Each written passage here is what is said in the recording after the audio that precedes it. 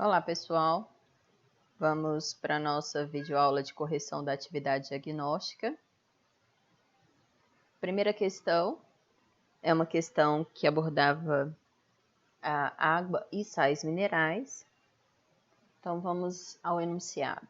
Perda excessiva de água pelo organismo pode levar à morte. Isso já foi observado tanto em pessoas com uma disenteria grave, quanto em outras que estavam correndo uma maratona. Para se controlar o risco de morte nessas situações, é recomendável beber uma solução que, além de água, contenha cloreto de sódio e glicose ou sacarose.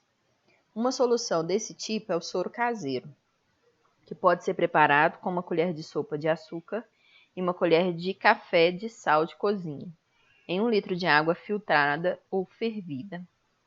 Primeira pergunta: quais as funções da água e do sal contidos no soro caseiro?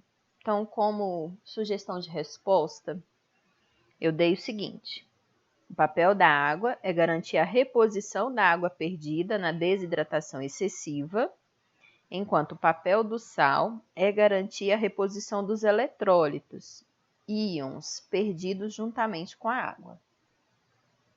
B. Por que a quantidade de açúcar presente no soro caseiro é bem maior do que a do sal? Fisiologicamente, nosso organismo precisa de maior quantidade de glicose ou energia que de sódio e ou cloreto. Sendo assim, a quantidade de açúcar a ser utilizada na produção do soro caseiro deve ser maior. A segunda questão era uma questão que abordava sais minerais e hidratação para manutenção da homeostase, que é o equilíbrio. Então, assinale as afirmativas a seguir. Primeira, o íon potássio está relacionado com a condução dos impulsos nervosos. Essa afirmativa ela é verdadeira, né? Então, a condução dos impulsos nervosos está diretamente relacionada à bomba de sódio e potássio, né? Então, eu preciso de uma determinada concentração de potássios dentro, uma determinada concentração de potássio fora da célula, para que a condução do impulso nervoso ela aconteça adequadamente. Essa afirmativa está correta. 2. O íon cálcio participa da composição do suco gástrico? O suco gástrico é o HCl, né? Então, quem participa da composição do HCl é o íon hidrogênio, H+, e o íon cloreto, Cl-. Então, 2 errada. 4. O íon sódio é encontrado no sangue como componente das moléculas de hemoglobina?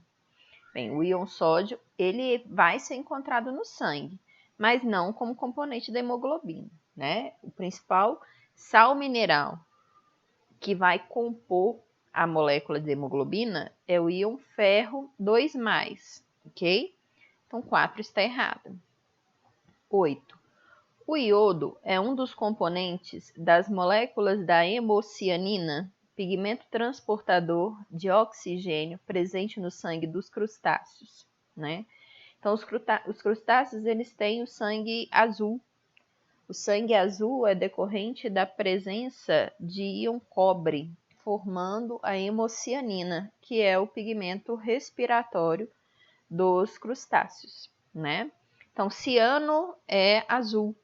Então, a hemocianina, ela vai ser decorrente, azul em decorrência da presença do íon cobre, tá? Que é Cu2+. Então, a 8 está errada. O íon magnésio tem grande importância para os seres vivos, pois faz parte das moléculas de numerosos pigmentos respiratórios, como a hemoglobina. A gente já falou da hemoglobina mais acima. Hemoglobina ela tem como sal mineral constituinte, né, o ferro 2+, não magnésio. O magnésio ele é importante, por exemplo, na estrutura da clorofila, né? Então, se eu tiver magnésio, eu consigo produzir clorofila, consequentemente, eu consigo realizar o processo fotossintético, ok? Então, a 16 está errada. 32. Em sua maioria, os sais minerais são insolúveis e formam pequenos cristais, né? Essa é uma afirmativa errada, porque a gente sabe que os sais minerais eles podem estar insolúveis, desde que eles estejam depositados, então, por exemplo, formando carbonato de cálcio, que mantém a rigidez da estrutura de ossos e dentes, ou então ele vai estar solubilizado na forma iônica, né? Não na forma de cristal. Então a 32 também está errada. As alternativas verdadeiras somam 1, né? Apenas a primeira estava correta. A terceira questão, ela falava sobre a reação enzimática. Então vamos lá. Em diversas circunstâncias, ocorre produção de água oxigenada, H2O2, em nosso organismo.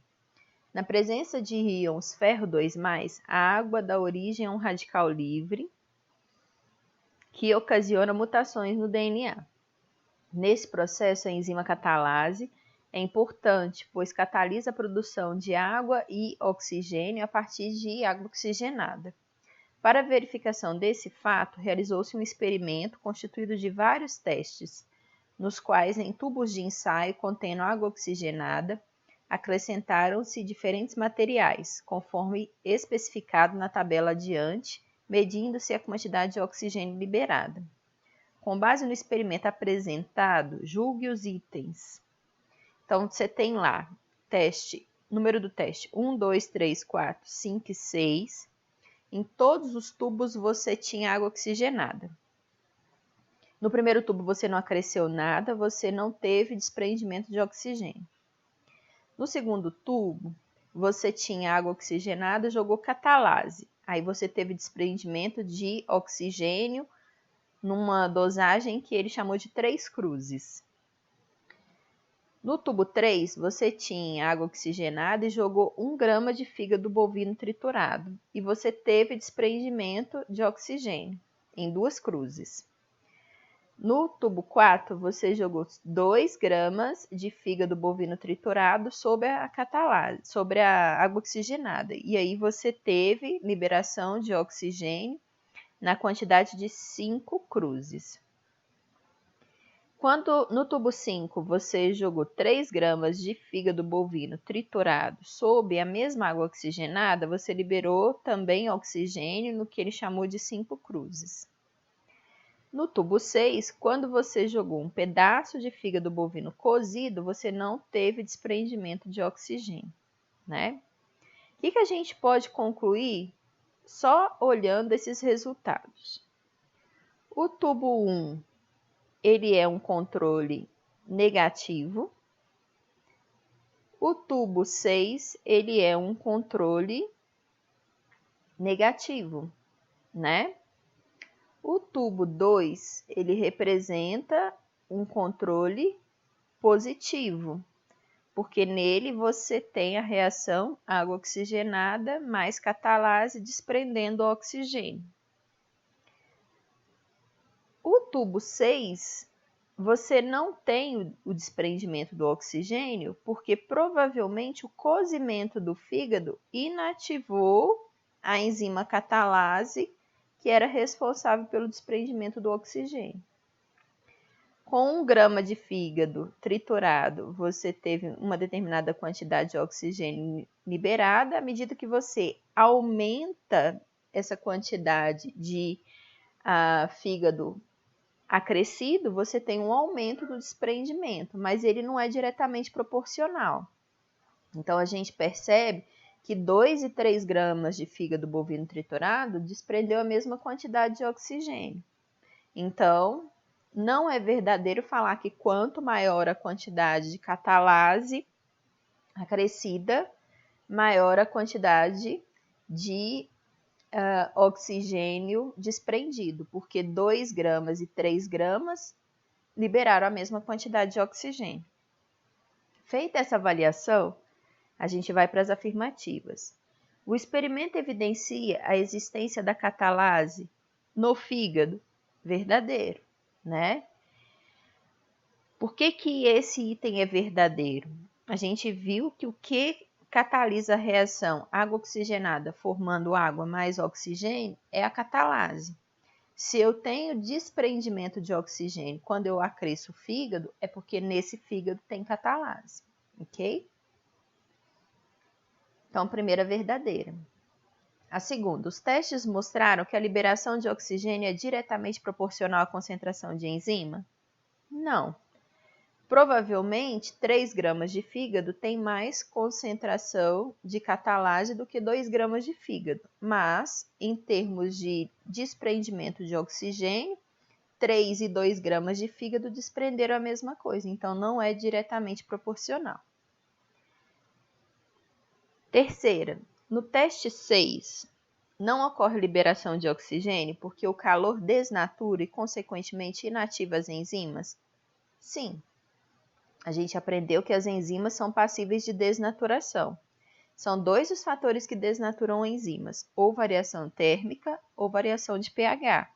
No caso do cozimento, eu vou ter a desnaturação térmica, inativação da catalase, perda da capacidade de desprendimento do oxigênio quando essa catalase é somada à água oxigenada. Então, a terceira está correta. Quarta, testes de 3 e 6 podem ser considerados como os testes realizados para o controle do experimento? Todo experimento científico, você tem que ter um controle, ao menos um controle positivo, ao menos um controle negativo, e o chamado branco. Branco é quando você testa se o seu sistema está funcionando, né, adequadamente. O tubo 1 é o tubo branco, né? Nele eu só tenho água oxigenada, e só com água oxigenada, sem acrescer nada, de fato eu espero que não haja desprendimento de oxigênio. O tubo 2, a gente viu que é um teste de controle positivo, porque você já tem água oxigenada e você soma a catalase e você vê o desprendimento do oxigênio, indicando a ocorrência da reação.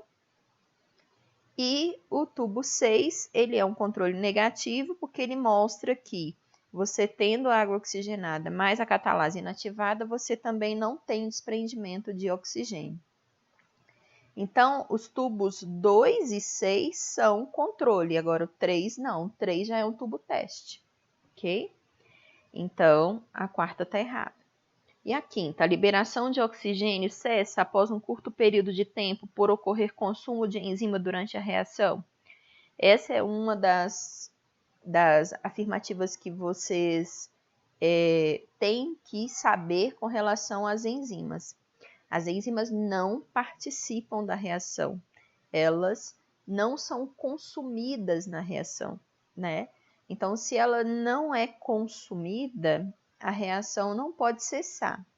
Ela vai cessar quando? Se houver inativação da enzima por algum motivo, ou se o substrato necessário para a atuação dessa enzima deixar de existir, tá?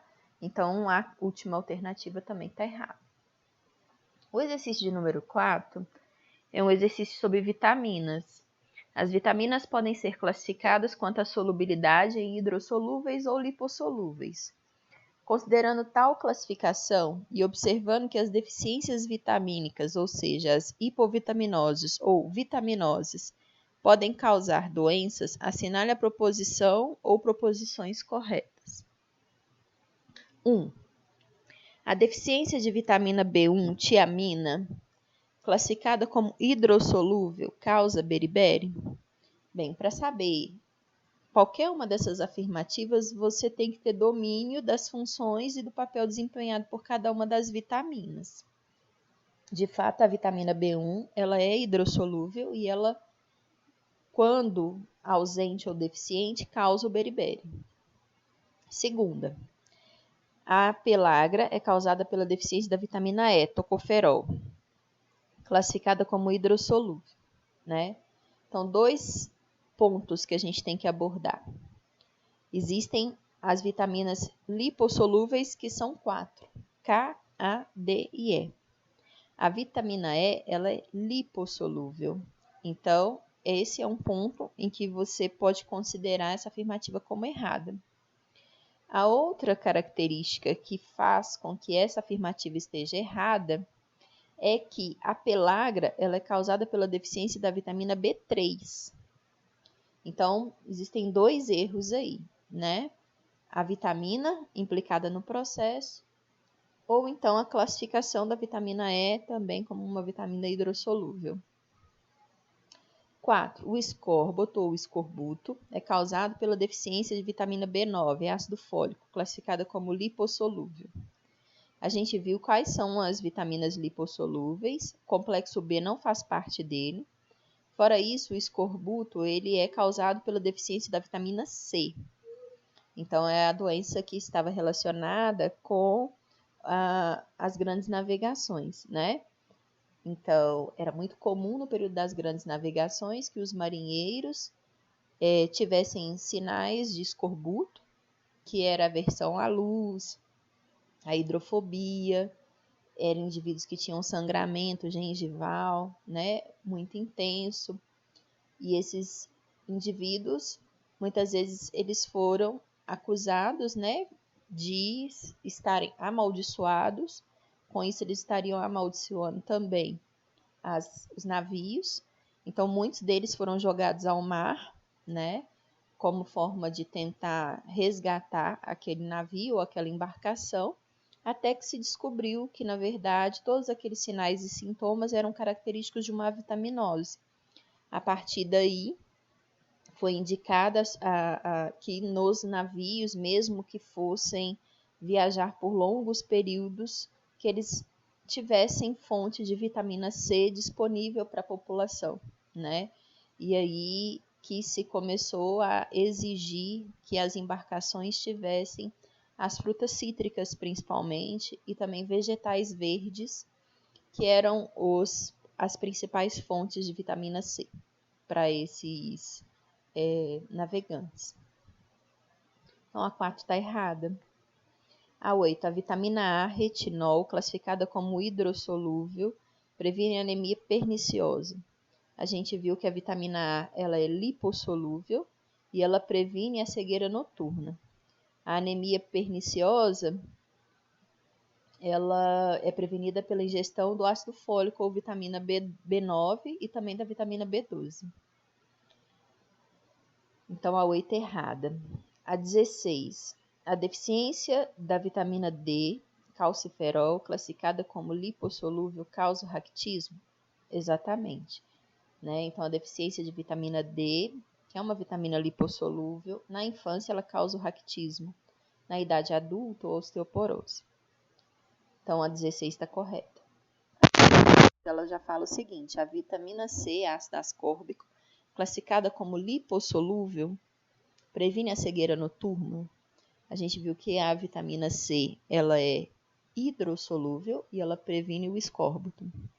Quem previne a cegueira noturna é a vitamina A, retinol, que a gente viu. Então, a soma das alternativas corretas é 1 mais 16, somando 17. A quinta questão, ela também faz referência à vitamina D. Um problema do estilo de vida nas grandes cidades é que as pessoas cada vez menos tomam banhos de sol. Dentre fatores que podem decorrer desse problema está o aumento da predisposição à osteoporose, que é a descalcificação dos ossos ou o raquitismo em crianças. Qual a vitamina cujo precursor é ativado por luz solar envolvida nesses processos? Resposta: vitamina D. B. Qual a função dessa vitamina na prevenção das doenças mencionadas anteriormente? A vitamina D ela é um micronutriente classificado como uma vitamina lipossolúvel, indispensável na resistência dos ossos, dos dentes, dos músculos e dos nervos e no metabolismo mineral. Sem ela não se metaboliza nem se absorve adequadamente cálcio e fósforo a nível intestinal. Então, a gente vê que a vitaminose ela causa um efeito em cascata, né? Se eu não tiver vitamina D, eu não absorvo cálcio e fósforo, e aí eu vou ter vários problemas que estejam relacionados, né? Que estão relacionados a essa vitaminose. Desde fragilidade óssea, dentária, muscular e nervosa, até mesmo, né? A deficiência com relação à absorção de íons importantes para a nossa sobrevivência. A questão de número 6, ela fala o seguinte: os médicos costumam prescrever às pessoas hipertensas uma dieta com baixo teor de sódio. Entretanto, esse elemento a que os médicos se referem não é o sódio metálico, um metal muito reativo que, em contato com a água, libera grande quantidade de energia. Na verdade, essa recomendação refere-se aos íons sódio, Na+, que são ingeridos quando consumimos principalmente alimentos que contenham sal de cozinha.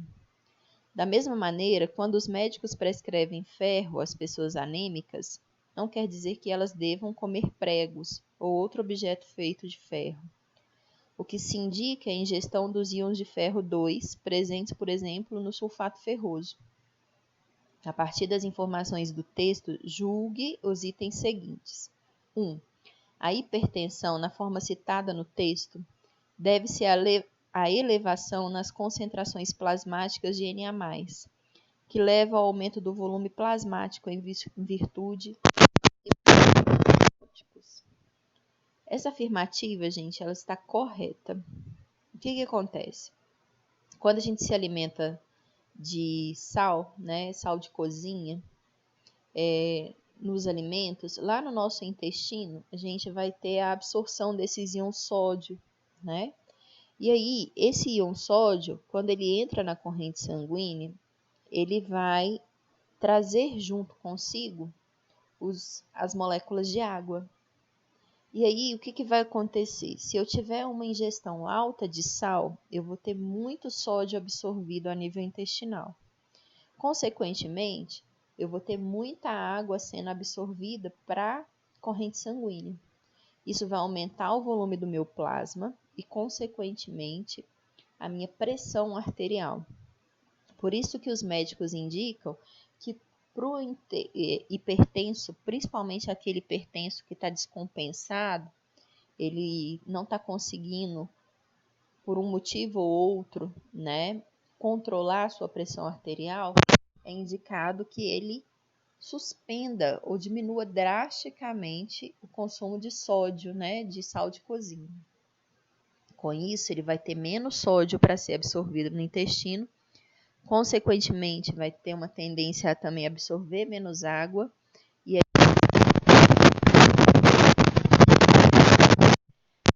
a afirmativa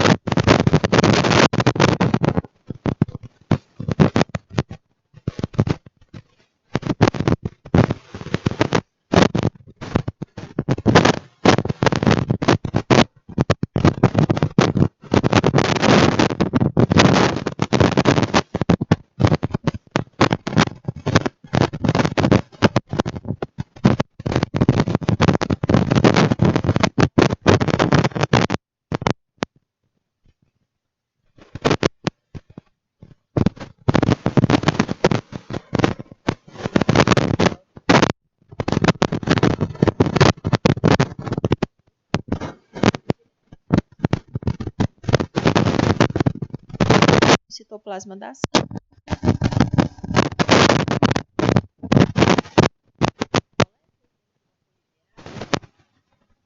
Entram em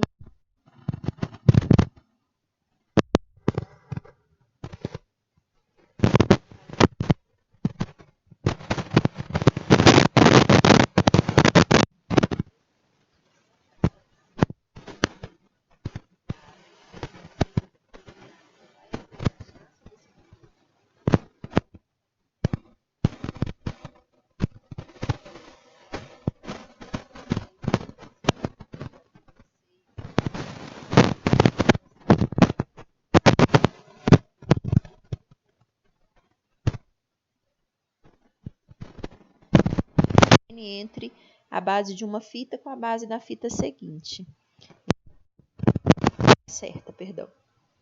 E a quinta, ela fala que mutações espontâneas são erros casuais nos emparelhamentos das bases durante a duplicação cometidos pela enzima polimerase. A taxa de mutação é alta, pois a enzima dificilmente consegue corrigir esses erros. Isso está errado. De fato, a taxa de mutação ela pode até ser alta, dependendo muito do meu nível de exposição, por exemplo, à radiação ultravioleta, a minha atividade profissional, mas a enzima polimerase, ela tem uma alta capacidade de reparo, ok?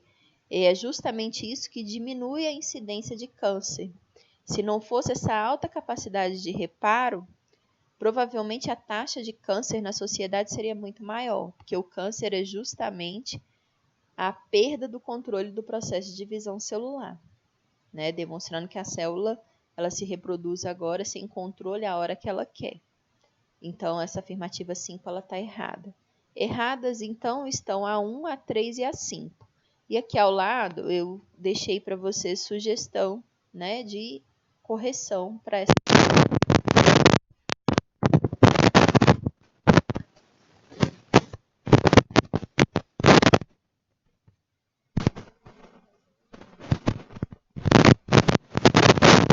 Então, eu respondi para vocês, esse processo é semiconservativo, porque cada uma das duas novas moléculas que se formam conserva uma das cadeias nucleotídicas da molécula mãe e apresenta uma nova, complementar àquela que lhe serviu de molde. É exatamente a complementaridade das bases nitrogenadas que faz com que as duas moléculas formadas sejam idênticas entre si e a molécula original, né? Então, eu tenho uma dupla fita unida, ela vai se separar, cada uma das fitas antigas vai servir de molde para a geração de células de uma fita nova, e ao final do processo eu tenho duas moléculas de DNA, sendo uma das fitas antiga e uma fita nova. Por isso é semiconservativo, conserva em parte. A B. Qual seria a vantagem para o organismo de o processo de replicação ocorrer dessa maneira? A vantagem desse processo é que, né, cada uma das células formadas ela vai apresentar exatamente a mesma informação genética que a célula que lhe deu origem, mantendo assim as características e a organização do organismo, né? Então, se eu sei que o pareamento de bases é complementar, onde tem A eu coloco T e vice-versa, onde tem C eu coloco G e vice-versa. Se eu replico semiconservativamente, eu garanto uma menor chance de erro no processo, porque o tempo inteiro eu estou checando A com T, T com A, C com G, G com C. Se tiver algum erro, eu faço o reparo, ok? E a última alternativa, ela fazia referência à síntese de proteínas. Esse é um assunto que é abordado inicialmente na apostila de vocês. Depois, lá no volume 3, vocês têm um capítulo específico para falar de síntese de proteínas. Então, talvez fique mais fácil para vocês entenderem esse processo daqui a um tempinho, né? Então, vamos lá. Eu tenho um desenho esquemático no qual eu vejo a dupla fita de DNA, que ela é aberta num determinado ponto, E aí eu tenho formação de uma fitazinha simples azul. Esse processo 1 aqui, né? Aliás, perdão, esse processo A, né? Processos aqui está em letra. Esse processo AR aqui é o processo de transcrição, em que o DNA origina um RNA, ok?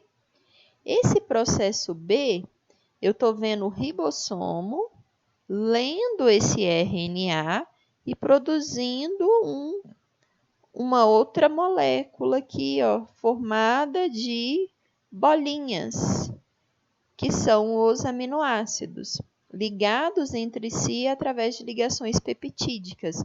Esse processo B é o processo da tradução, que é o processo de transformação de uma informação que está como RNA mensageiro para proteína, ok? Em que local da célula eles estão ocorrendo? No enunciado, ele falou que é uma célula procariota. Uma célula procariota, ela não tem separação entre núcleo e citoplasma. Então, ambos os processos acontecem no mesmo lugar. Agora, se fosse uma célula eucariota, como a nossa, aí o processo de transcrição acontece no núcleo, porque o DNA está lá, e o processo de tradução aconteceria no citoplasma, porque você precisaria da figura do ribossomo, dos RNAs transportadores. Então, aí isso eu só encontro no citoplasma da célula. Por último, quais são as moléculas representadas por 1, 2 e 3? 1, então, a gente viu que é a dupla fita de DNA. 2, a gente viu que é a simples fita de RNA. 3, a gente viu que são os aminoácidos ligados formando as proteínas, ok? Então, pessoal, com isso a gente chega ao final da correção da nossa atividade diagnóstica. Eu gostaria de fazer uma outra observação. A adesão a essa atividade foi muito baixa. E eu fiz uma análise de competências e habilidades alcançadas por todos os alunos que realizaram a atividade. E eu fiquei muito preocupada com o rendimento de vocês com relação a esses assuntos, que vão compor a maior parte da nossa avaliação intermediária. Então, eu peço para que vocês, mediante a correção da diagnóstica, que vocês façam a correção da diagnóstica de vocês, e aqueles alunos que não fizeram a atividade, que acompanhem, né, essa correção de forma a compreender o que foi exigido, porque a intermediária de vocês ela vai estar muito similar a essa prova, haja vista que o conteúdo é praticamente o mesmo, tá? No mais, eu queria desejar que vocês continuem se cuidando, né? Quanto mais criteriosos a gente for nesse momento, mais rápido a gente vai conseguir vencer essa etapa para que a gente volte às aulas presenciais, ok? Então, até mais para vocês e cuidem-se.